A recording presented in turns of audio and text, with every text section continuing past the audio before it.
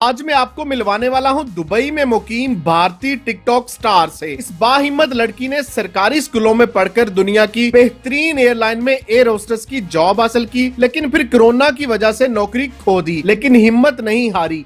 जानते हैं ममता की एयर होस्टेस से सोशल मीडिया स्टार बनने की कहानी इन्हीं की जुबानी। अस्सलाम वालेकुम नाज़रीन, मेहमान उर्दू पॉइंट के साथ मैं हूं इजाज़ अहमद गोंदल और आज की जो मेरी मेहमान है वो बहुत ही स्पेशल है और ये वीडियो आपके लिए बड़ी ख़ास होने वाली है। बहुत ही मोटिवेशनल स्टोरी है, बहुत ही मोटिवेशनल कहानी जो है वो मैं आपके लिए लेकर आया हूं। जो आज की जो मेरी मेहमान है इनका ताल्लुक भारत पंजाब से है और इनको कोई भी फैमिली सपोर्ट नहीं थी और अपने बलबूते पे जो इन्होंने स्टडी की, खुद अपनी फीसिस अदा की और वहाँ से इंडिया पंजाब से इन्होंने तालीम हासिल की और उसके बाद दुनिया की एक बड़ी इंटरनेशनल एयरलाइन में इन्होंने जॉब हासिल की। अपने बलबूते पे इन्होंने भी ये जॉब हासिल की और वहाँ पे इन्होंने एज ए कैबिन क्रू जो है वो जॉब स्टार्ट की, लेकिन वहाँ पे भी मेहनत की, अपने आप को मनवाया और फिर वो बनी कैबिन मैनेजर। जी देखिए, मुझे ऐसा लगता है कि इंसान में अगर जज्बा हो और वो मेहनत करना चाहता हो तो उसको दुनिया की कोई चीज़ रोक नहीं सकती। कहते हैं इम्पॉसिबल भी कहता है आई एम पॉसिबल।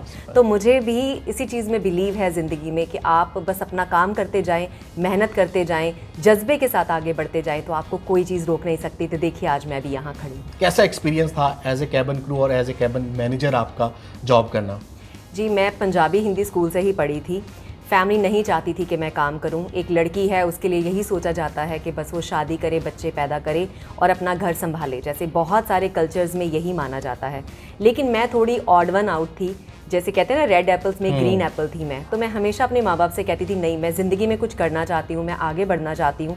और मेरे ख्वाब भी उस छोटे से शहर में रहते हुए भी बहुत बड़े बड़े ख्वाब मैं लेती थी।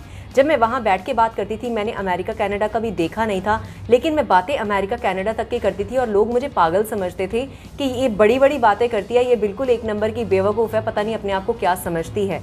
लेकिन अगर उन्हीं बातों को मैं आज के टाइम में देखूँ तो वो आज के टाइम में फ़िट होती हैं। तो मुझे गॉड की तरफ से ही कोई ना कोई ऐसा इशारा था कि ज़िंदगी में तू आगे जाएगी, और उसी चीज़ को मैंने अपने अंदर देखा और उसी के चलते मैंने मेहनत करना शुरू किया। जो जो मेरे इंटरेस्ट थे, अपनी हॉबीज़ को मैंने डेवलप किया। हाँ, ऑफ कोर्स घर से बहुत डांट भी पड़ती थी, कुछ सीखना होता था तो नहीं जाने देते थे, फ़ीस नहीं देते थे, लेकिन कैसे भी करके मैं धक्के खा के कुछ भी करके मैं कुछ ना कुछ नया सीखती रहती थी। अपने जज्बे को मैंने मरने नहीं दिया, तो उस चीज़ ने मुझे कामयाबी के कगार पर खड़ा कर दिया। कितने कंट्रीज़ आपने विज़िट किए और आपकी वो लाइफ कैसी थी? मैंने मुल्क तो बहुत सारे देखे। आप लेफ़्ट से लेकर राइट तक जहाँ भी आप आई थिंक फिंगर रखेंगे तो मैं ऑलमोस्ट हर जगह गई हूँ।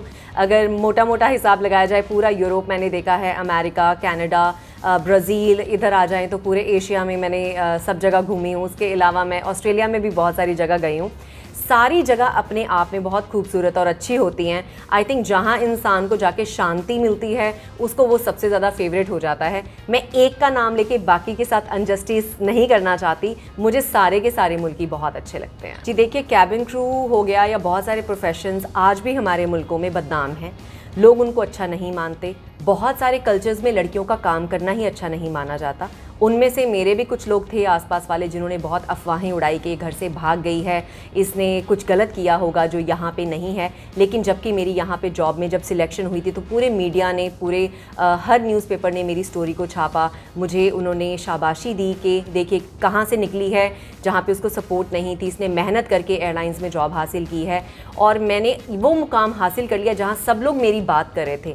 लेकिन जॉब में आने के बाद भी वो स्ट्रगल मेरी ख़त्म क्यों नहीं हुई? क्योंकि मेरी पढ़ाई हिंदी पंजाबी स्कूल से थी, मैंने इंग्लिश स्कूल में कभी पढ़ा ही नहीं था।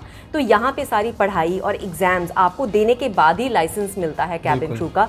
खाली ऐसा नहीं है कि आपने इंटरव्यू दिया और आपको जॉब मिल गई। जी नहीं, आपको एग्ज़ाम्स देने पड़ेंगे, एग्ज़ाम्स को क्लियर करना पड़ेगा, उसके बाद आपको लाइसेंस मिलेगा। और उस चीज़ ने मुझे इतना रुलाया। 1.5 महीने की ट्रेनिंग में मैं एक दिन, मुझे याद नहीं है कि मैं रोए बिना अपने ट्रेनिंग एकेडमी में गई हूँ।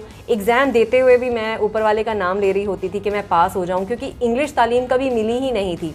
और एग्ज़ाम्स में जहाज़ के बारे में पूछ रहे हैं और ऐसी चीज़ों के बारे में पूछ रहे हैं जो हमने मुल्कों में कभी सुना ही नहीं है अपने मुल्कों में। तो मेरे लिए बहुत बड़ा चैलेंज था एग्ज़ाम्स को पास करना। उससे बड़ा चैलेंज था अपने कुलीग्स को फेस करना जो अच्छे शहरों से थी, बड़े शहरों से थी। हमारे यहाँ पंजाबी में कहा जाता है आप पेंडू हो, आप देसी हो, आप छोटे शहर से निकल के आ गई, तुम्हें यहाँ पे जॉब किसने दे दी, अरे तुम्हें किसने हायर कर लिया। तो ये सारी चीज़ें सुनने के बाद उन लोगों को फेस करना और उन्हीं के साथ उसी एयरक्राफ्ट में काम करना जो आपको नीचे पुल कर रहे हैं, आपका मोरल डाउन कर रहे हैं, आपको एक बुरा इंसान दिखा रहे हैं, फिर भी उनके साथ काम करना, आई थिंक मैं अपने आप को समझती हूँ कि मैं काबिल तारीफ हूँ कि मैं ये सब कुछ कर पाई। देखिए, कैबिन क्रू भी इंसान ही होती हैं। जैसे नॉर्मल इंसान घर से जद्दोजहद से निकल रहे होते हैं, बीवी के साथ झगड़ा हो गया या घर में कोई मसले मिसाइल हैं, वैसे कैबिन क्रू की लाइफ में भी बहुत सारी ऐसी चीज़ें चल रही होती हैं जो बहुत प्लेजेंट नहीं होती।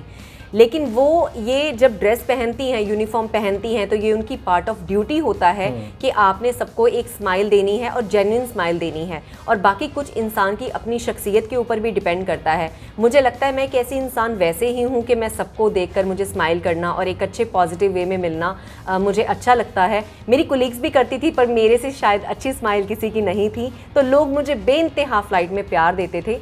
बाकी yes, it is a very difficult job. कोई भी देखता है ग्लैमरस जॉब है, होटल्स में स्टे कर रहे हैं, पूरी दुनिया आप घूम रहे हैं। ये जॉब में इससे ऊपर भी चीज़ें हैं जो लोगों को नज़र नहीं आती। उनमें से एक चीज़ होती है फटीग होना या जेट लैग हो जाना। आप यहाँ से चले, यहाँ पे दिन है, जब आप 24 घंटे के बाद दूसरे मुल्क में पहुँचे उसके बाद भी वहाँ पे दिन ही है, तो आप रात और दिन में कंफ्यूज हो जाते हैं। फिर हमारे टाइमिंग वहाँ पे रेस्ट के बहुत छोटे होते हैं, उसके चलते हमारी नींद पूरी नहीं होती, वापस फ़्लाइट करनी होती है, तो मूड स्विंग्स भी आते हैं, हार्मोन्स भी ऊपर नीचे होते हैं। तो ये सारी चीज़ों को हमें मतलब चैलेंजेस को फेस करके ही हमें एक कैबिन क्रू, एक सक्सेसफुल कैबिन क्रू बनने को मिलता है। ये सब चीज़ें ज़िंदगी का हिस्सा हैं हमारे कैबिन क्रू लाइफ के। कितने साल की ये कैबिन क्रू की लाइफ कितने साल की थी आपकी? जी, मैंने 14.5 साल से ज़्यादा काम किया है और मैं सेफ्टी ट्रेनर तक पहुंची।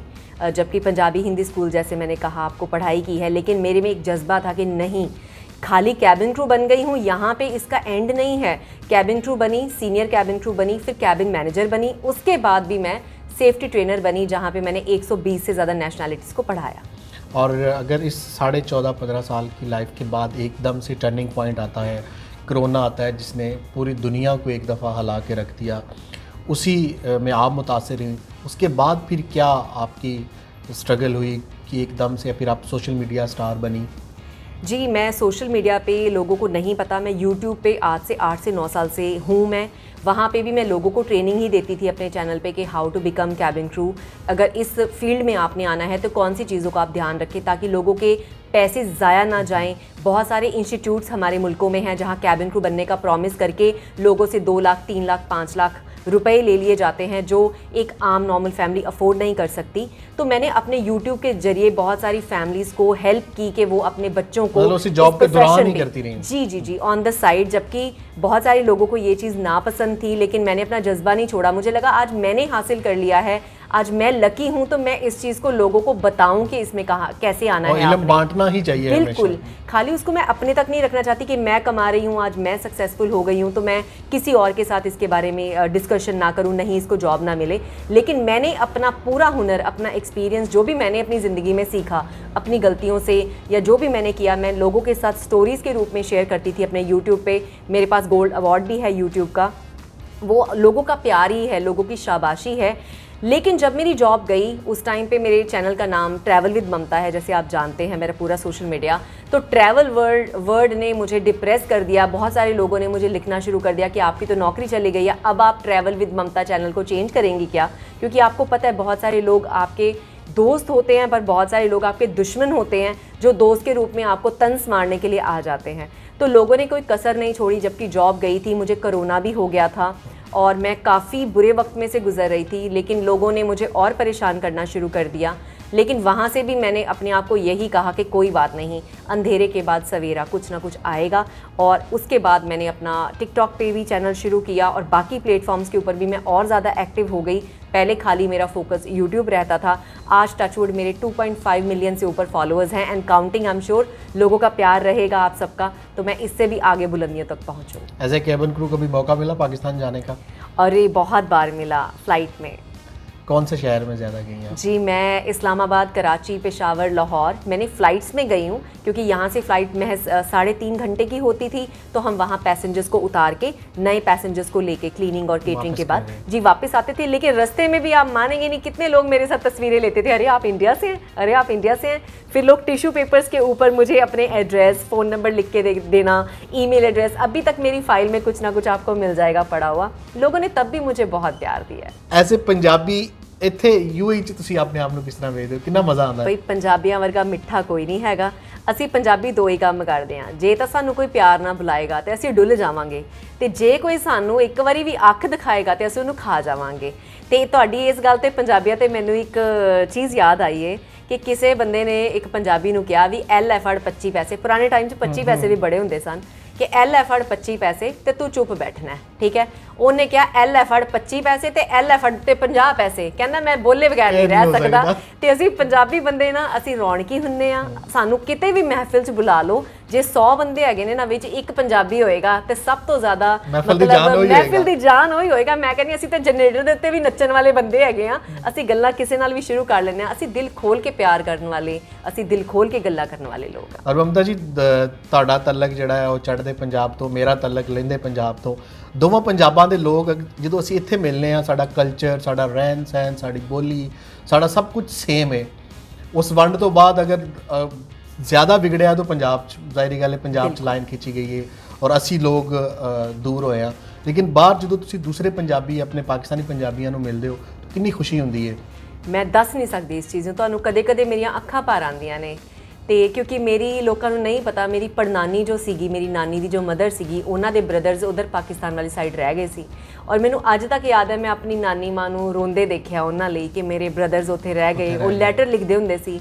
ਔਰ ਤੁਸੀਂ ਇਸ ਚੀਜ਼ ਤੇ ਐਤਬਾਰ ਨਹੀਂ ਕਰੋਗੇ ਕਿ ਮੈਂ ਇੰਡੀਆ ਦੇ ਵਿੱਚ ਮੇਰਾ ਜਿਹੜਾ ਨਾਨਕਾ ਹੈ ਉਹ ਫਿਰੋਜ਼ਪੁਰ ਹੈ। ਫਿਰੋਜ਼ਪੁਰ ਦੇ ਨਾਲ ਹੀ ਕੁਝ ਕਿਲੋਮੀਟਰ ਤੇ ਹੁਸੈਨੀ ਵਾਲਾ ਬਾਰਡਰ ਹੈ, ਜਿੱਥੇ ਅਸੀਂ ਉਹ ਜਿਹੜੀ ਰਿਟਰੀਟ ਹੁੰਦੀ ਹੈਗੀ ਅਸੀਂ ਉਹ ਦੇਖਣ ਜਾਂਦੇ ਹਾਂ। ਫਲੈਗ ਉੱਪਰ ਕਰਦੇ ਨੇ, ਫਲੈਗ ਨੀਚੇ ਕਰਦੇ ਨੇ, ਜੋ ਵੀ ਉਹਨੂੰ ਕਹਿੰਦੇ ਨੇ। ਅਸੀਂ ਜਿਸ ਦਿਨ ਵੀ ਉੱਥੇ ਜਾਣਾ ਹੁੰਦਾ ਸੀ 3 ਦਿਨ ਪਹਿਲਾਂ ਅਸੀਂ ਮਤਲਬ ਪੈਕਿੰਗ ਕਰਨੀ ਸ਼ੁਰੂ ਕਰਦੇ ਸੀ, ਅਸੀਂ ਪਿਕਨਿਕ ਕਰਦੇ ਸੀਗੇ। ਤੇ ਸਾਡੀਆਂ ਗੱਲਾਂ ਪਤਾ ਕੀ ਹੁੰਦੀਆਂ ਸੀ, ਪਾਕਿਸਤਾਨ ਦੇ ਲੋਕ ਬੜੇ ਮਿੱਠੇ ਨੇ, ਪਾਕਿਸਤਾਨ ਦੇ ਲੋਕ ਬੜੇ ਅਮੇਜ਼ਿੰਗ ਨੇ। ਮਤਲਬ ਮੈਂ ਆਪਣੇ ਪੂਰੇ ਖਾਨਦਾਨ ਜਾਂ ਆਪਣੇ ਸੋਸਾਇਟੀ ਦੇ ਵਿੱਚ ਲੋਕਾਂ ਦੇ ਵਿੱਚ ਕਦੇ ਵੀ ਅੱਜ ਤੱਕ ਟਿਲ ਟੂਡੇ ਸਾਡੇ ਕੋਈ ਵੀ ਘਰ ਹੋਏ, ਰਿਸ਼ਤੇਦਾਰ ਹੋਏ, ਇੱਕ ਵੀ ਪੁਆਇੰਟ ਨੈਗੇਟਿਵ ਗੱਲ ਮੈਂ ਨਹੀਂ ਸੁਣੀ। ਹਾਂ ਜਦੋਂ ਮੈਂ ਮੀਡੀਆ ਖੋਲ੍ਹਦੀ ਹਾਂ ਤੇ ਪਤਾ ਨਹੀਂ ਕੀ ਬੰਬ ਤੇ ਭੱਕੇ ਪਾਉਂਦੇ ਨੇ, ਪਰ ਲੋਕਾਂ ਦੇ ਵਿੱਚ ਬੇਹੱਦ ਮੁਹੱਬਤ ਹੈ। ਔਰ ਮੈਂ ਕਹਿੰਦੀ ਇੱਥੇ ਵੀ ਮੈਨੂੰ ਅੱਜ ਤੱਕ ਇੰਨੇ ਸਾਲ ਹੋ ਗਏ ਨੇ ਰਹਿੰਦੇ, ਕਿਸੇ ਪਾਕਿਸਤਾਨੀ ਭੈਣ ਭਰਾ ਨੇ ਹਮੇਸ਼ਾ ਮੈਨੂੰ ਇੱਜ਼ਤ ਦਿੱਤੀ ਹੈ, ਭੈਣ ਕਹਿ ਕੇ ਗੱਲ ਕੀਤੀ ਹੈ, ਬਾਜੀ ਕਹਿ ਕੇ ਗੱਲ ਕੀਤੀ ਹੈ। ਤੇ ਮੈਂ ਤਾਂ ਨਹੀਂ ਸਮਝਦੀ ਕਿ ਦੋ ਮੁਲਕ ਵੱਖਰੇ ਨੇ, ਮੈਨੂੰ ਤਾਂ ਅੱਜ ਵੀ ਇਕੱਠੇ ਲੱਗਦੇ ਨੇ। ਮਮਤਾ ਜੀ ਇੱਕ ਆਖਰੀ ਪੈਗਾਮ ਤੁਹਾਡੇ ਕੋਲ ਲੈਣਾ ਚਾਹਾਂਗਾ, ਸਪੈਸ਼ਲੀ ਉਹ ਲੋਕ ਜਿਹੜੇ ਸਟਰਗਲ ਕਰ ਰਹੇ ਨੇ ਔਰ ਉਹਨਾਂ ਨੂੰ ਤੁਸੀਂ ਕੀ ਪੈਗਾਮ ਦੇਣਾ ਚਾਹੋਗੇ? ਜਿਸ ਤਰ੍ਹਾਂ ਤੁਸੀਂ ਹਿੰਮਤ ਨਹੀਂ ਹਾਰੀ, ਆਪਣੇ ਆਪ ਨੂੰ ਮਨਵਾਇਆ, ਦੋਨਾਂ ਫੀਲਡਾਂ ਦੇ ਵਿੱਚ ਮਨਵਾਇਆ, ਸਪੈਸ਼ਲੀ ਪਹਿਲਾ ਕੈਬਨ ਕਰੂ, ਫਿਰ ਕੈਬਨ ਮੈਨੇਜਰ, ਤਰੱਕੀ ਤੇ ਤਰੱਕੀ, ਔਰ ਉਸ ਤੋਂ ਬਾਅਦ ਇਤਨਾ ਬੜਾ ਮਿਸਹੈਪ ਹੋਣ ਦੇ ਬਾਵਜੂਦ ਤੁਸੀਂ ਆਪਣੇ ਆਪ ਨੂੰ ਅੱਜ ਯੂਏਈ ਦੀ ਸਟਾਰ ਮੰਨੇ ਜਾਂਦੇ ਹੋ। ਤੇ ਕੀ ਪੈਗਾਮ ਦੇਣਾ ਚਾਹੋਗੇ ਜਿਹੜੇ ਲੋਕ ਸਟਰਗਲ ਕਰ ਰਹੇ ਨੇ, ਯੂਥ ਨੂੰ ਸਪੈਸ਼ਲੀ? ਮੈਂ ਇਹੀ ਕਹਿਣਾ ਚਾਹਾਂਗੀ ਕਿ ਗਿਵ ਅਪ ਨਾ ਕਰੋ ਲਾਈਫ ਦੇ ਵਿੱਚ, ਹਮੇਸ਼ਾ ਅੱਗੇ ਦੀ ਸੋਚੋ। ਸ਼ਾਰਟ ਟਰਮ ਬੈਨੀਫਿਟ ਨਾਲੋਂ ਲੌਂਗ ਟਰਮ ਬੈਨੀਫਿਟ ਦੇਖੋ। ਸ਼ਾਰਟ ਟਰਮ ਬੈਨੀਫਿਟ ਇਹ ਹੁੰਦਾ ਕਿ ਅੱਜ ਮੈਨੂੰ ਇਹ ਚੀਜ਼ ਮਿਲ ਜਾਏ, ਪਰ ਜੇ ਅੱਜ ਦੀ ਤੁਸੀਂ ਇਹ ਚੀਜ਼ ਨੂੰ ਕੰਪਰੋਮਾਈਜ਼ ਕਰਕੇ, ਸੈਕਰੀਫਾਈਸ ਕਰਕੇ ਇਹਨੂੰ ਵੱਡੇ ਲੈਵਲ ਤੇ ਸੋਚੋ। ਕਈ ਬੱਚੇ ਆਪਣੀ ਪੜ੍ਹਾਈ ਛੱਡ ਦਿੰਦੇ ਨੇ, ਉਹਨਾਂ ਨੂੰ ਲੱਗਦਾ ਕਿ ਨਹੀਂ ਮੈਨੂੰ ਹੁਣ 5000 ਦੀ ਜੌਬ ਮਿਲ ਰਹੀ ਹੈ, ਪਰ ਉਹ ਉਸ 5000 ਨੂੰ ਨਾ ਦੇਖਣ, ਉਹ ਵੱਡਾ ਸੋਚਣ ਕਿ ਨਹੀਂ ਮੈਨੂੰ ਕੱਲ੍ਹ ਨੂੰ 5 ਲੱਖ ਦੀ ਮਿਲ ਸਕਦੀ ਹੈ ਅਗਰ ਮੈਂ ਥੋੜ੍ਹਾ ਪੜ੍ਹ ਲਿਖ ਜਾਵਾਂ। ਤੇ ਮੇਰੀ ਤਵੱਜੋ ਰਹੇਗੀ, ਸਾਰੀ ਆਵਾਮ ਨੂੰ ਮੇਰਾ ਮੈਸੇਜ ਇਹ ਰਹੇਗਾ ਕਿ ਆਪਣੀ ਪੜ੍ਹਾਈ ਨੂੰ ਕੁਰਬਾਨ ਨਾ ਕਰੋ। ਚਾਹੇ ਤੁਸੀਂ ਜੌਬ ਕਰਨ ਲੱਗ ਜਾਓ ਪਾਰਟ ਟਾਈਮ, ਅਗਰ ਤੁਹਾਡੀ ਫੈਮਿਲੀ ਨੂੰ ਤੁਹਾਡੀ ਸਪੋਰਟ ਦੀ ਲੋੜ ਹੈ ਜ਼ਰੂਰ ਕਰੋ, ਬਟ ਆਪਣਾ ਪੜ੍ਹਾਈ ਲਿਖਾਈ ਨੂੰ ਬੰਦ ਨਾ ਕਰੋ, ਕਿਉਂਕਿ ਪੜ੍ਹਾਈ ਤੁਹਾਡੀ ਇੱਕ ਐਸੀ ਫਾਊਂਡੇਸ਼ਨ ਹੈ ਜਿਹੜੀ ਪੂਰੀ ਜ਼ਿੰਦਗੀ ਤੁਹਾਨੂੰ ਤੁਹਾਡੇ ਪੈਰਾਂ ਤੇ ਟਿਕਾ ਕੇ ਰੱਖੇਗੀ। ਤੁਹਾਡੇ ਸਕਿੱਲਸ ਨੂੰ, ਤੁਹਾਡੀ ਪੜ੍ਹਾਈ ਨੂੰ ਤੁਹਾਡੇ ਤੋਂ ਕੋਈ ਨਹੀਂ ਖੋ ਸਕਦਾ। ਤੇ ਹਾਰ ਕਦੇ ਨਹੀਂ ਮੰਨਣੀ, ਜ਼ਿੰਦਗੀ ਦੇ ਵਿੱਚ ਹਮੇਸ਼ਾ ਅੱਗੇ ਹੀ ਵਧਣਾ। बहुत ज़बरदस्त, बड़ा ही सोना पैगाम देता और बड़ी अच्छी अच्छी और मीठी मीठी बातें आपने सुनी। अगली वीडियो अगले मेहमान तक के लिए मुझे इजाज़त दें, अपना बहुत ख्याल रखें। अल्लाह हाफिज़।